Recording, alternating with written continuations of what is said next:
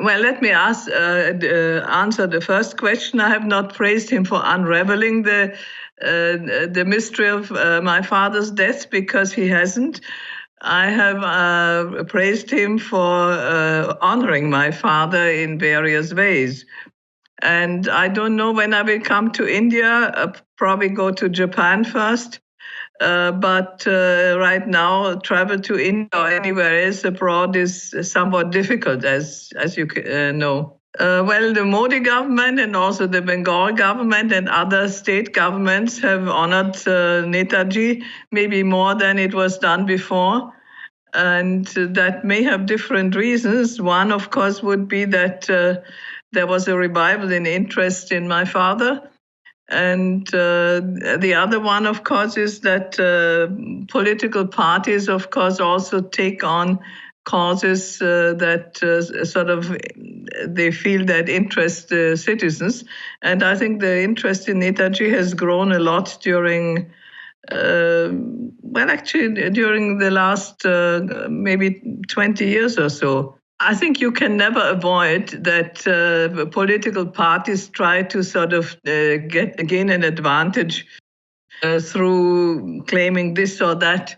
I think it is positive that both want to honor Netaji, but on the other hand, you will always have to expect that a political party doing such a thing also has political interests, and I think this is not illegitimate. This is what political parties are all about. No. I don't. The government doesn't conduct DNA tests. I wanted the Indian and Chinese government and the temple where the remains of my father are kept to agree that we can have a neutral DNA test. And for me, this is not really that important. But as you know, there are some people who sort of doubted that the remains in Rinpoche temple are my father's. And for them, I really wanted to have this test done because I hope that there will be as little controversy about his remains as possible. If and when we can return the remains of Netaji to India, this would be certainly one alternative which I would consider very appropriate. No, the main point was that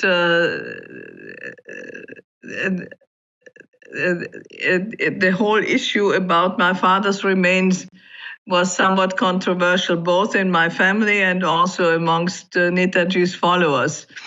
And I think any government before was not particularly keen on sort of getting into this controversy and taking a decision which one side or the other would sort of blame on them and say, why did you do that?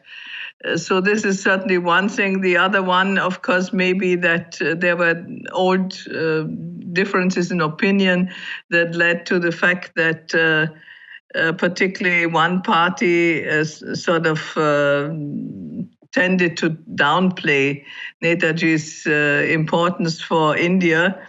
But on the other hand, I think I would say it was part of that party. Well, first of all, I do believe that, and I have myself been present in interviews with survivors of that plane crash. And then, unfortunately, the Mukherjee Commission report contains many mistakes and inconsistencies. For example, the report itself does not tally with the documents that they provided in the annex.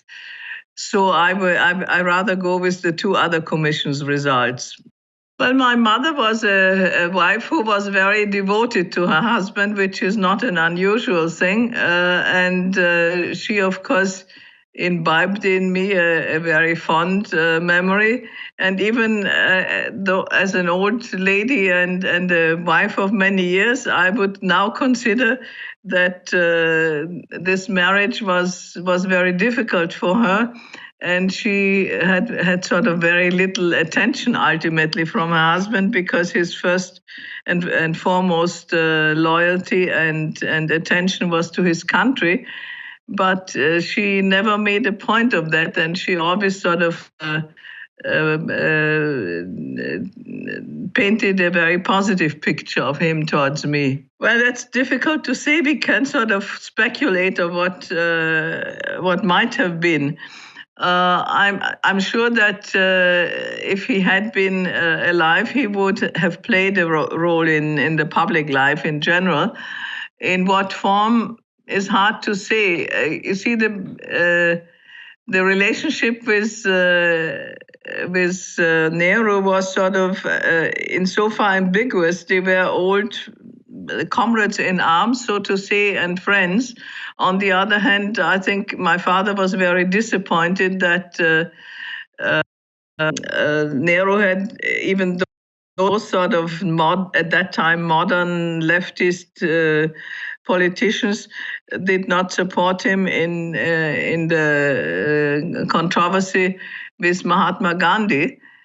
But I guess in foreign policy matters, they may have sort of taken a similar stance, because I think India ultimately had a better position trying to be one of the non-aligned nations than joining one bloc or the other. And I mean the Western or the Soviet bloc very clearly. So this is my evaluation. It might have been different, I don't know. I think the relationship with Pakistan would have been better, because Netaji was able to sort of, well,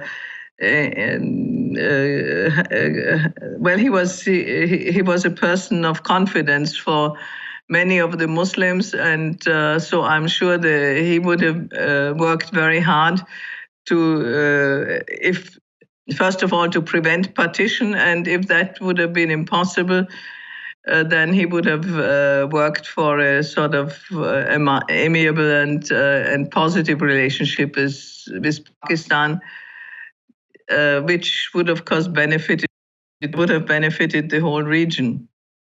I was born in Vienna, Austria, and the first part of my studies until up to a doctorate in law was done in Vienna, and then I got married and moved to the United States with my husband, where we stayed for about, he was there already and had completed his studies there, and I stayed there for about 8 years. Then we returned to Europe and settled in Germany. And we were both professors at the University of Augsburg. This is a town about 60 kilometers from Munich. And we taught and researched there up to our retirement. I retired in 2008, and we have continued to live in this region. My oldest son is now well over 50, and he's a journalist. My second son is in his mid-40s. He's a IT specialist, and my daughter, who is the youngest, she is 45.